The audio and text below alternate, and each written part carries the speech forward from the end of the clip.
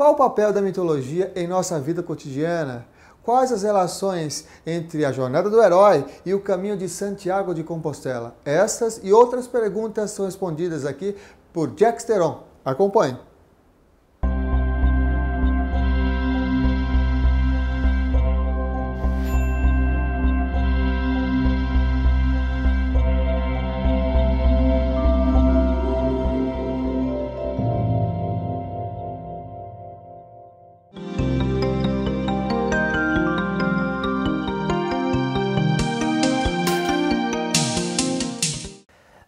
A mitologia é uma explicação poética da vida. Temos explicações mais científicas, mas a mitologia tem a ver mais com o inconsciente, subconsciente.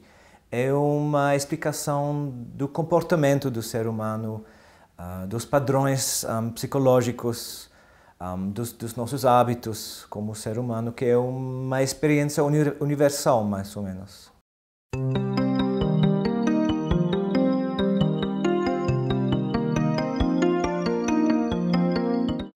Uma mitologia que é muito interessante é muito como o mito do Noé, que seria na mitologia grega o mito da Deucalion e Pyrrha.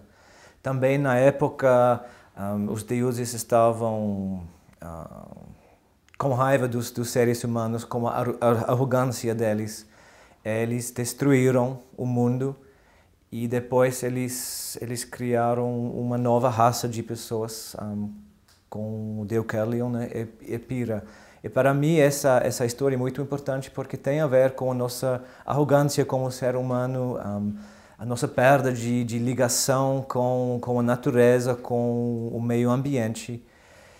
E dá para ver que vai ter um tipo de crise nos anos ou décadas que vêm. Então, esse mito que tem muito a ver com o mito do Noé é muito interessante para o ser humano agora.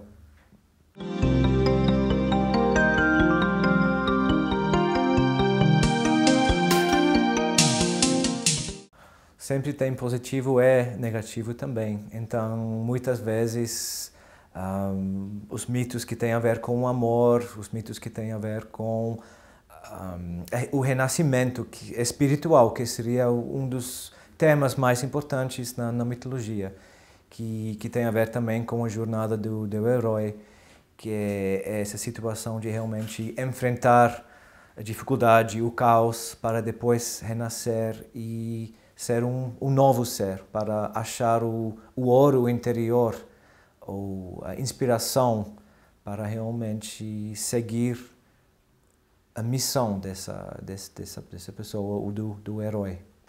Então, a jornada do herói conta a história do herói que entra no mundo subterrâneo para enfrentar a escuridão, para se enfrentar também.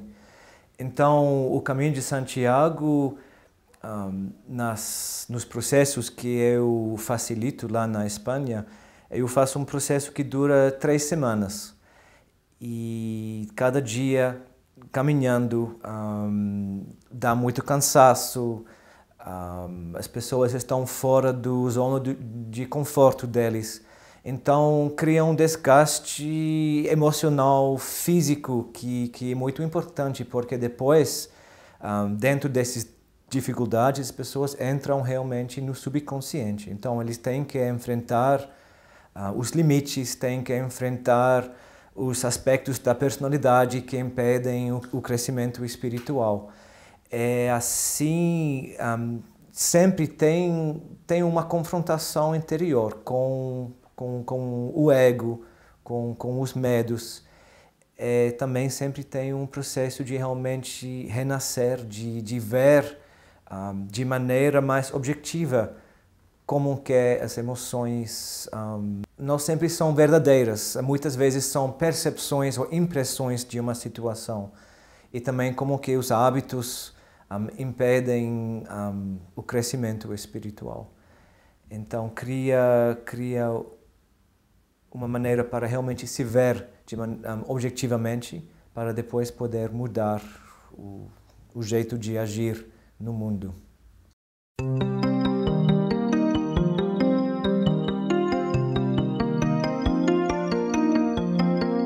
Para mim seria mais o deus Hermes, que não tem necessariamente um mito específico, uma história específica, mas é mais o jeito que ele é.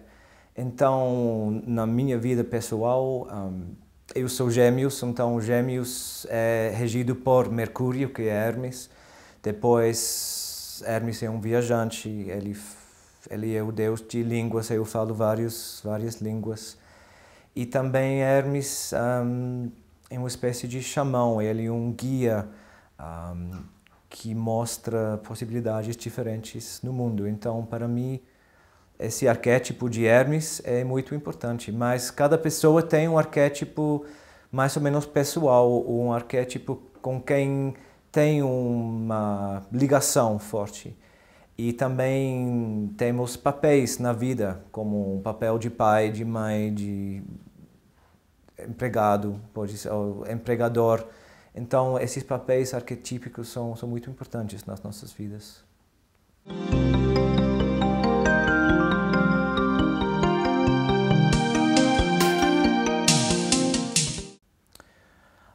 Se pode usar, ou se pode trabalhar com os arquétipos na meditação, por exemplo.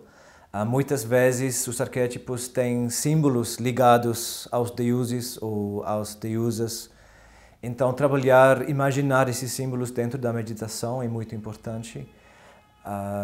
Também se pode usar as mensagens que os arquétipos têm para mudar a sua vida. Então, se você quer conseguir mais amor na vida, pode trabalhar com o arquétipo de Afrodite, Vênus, por exemplo. Ou se está precisando de mais autoridade na sua vida, pode trabalhar com o arquétipo de Júpiter, Zeus. Então também pode ser um processo ativo, que você utiliza essa energia para crescer, para ter mais compreensão das coisas.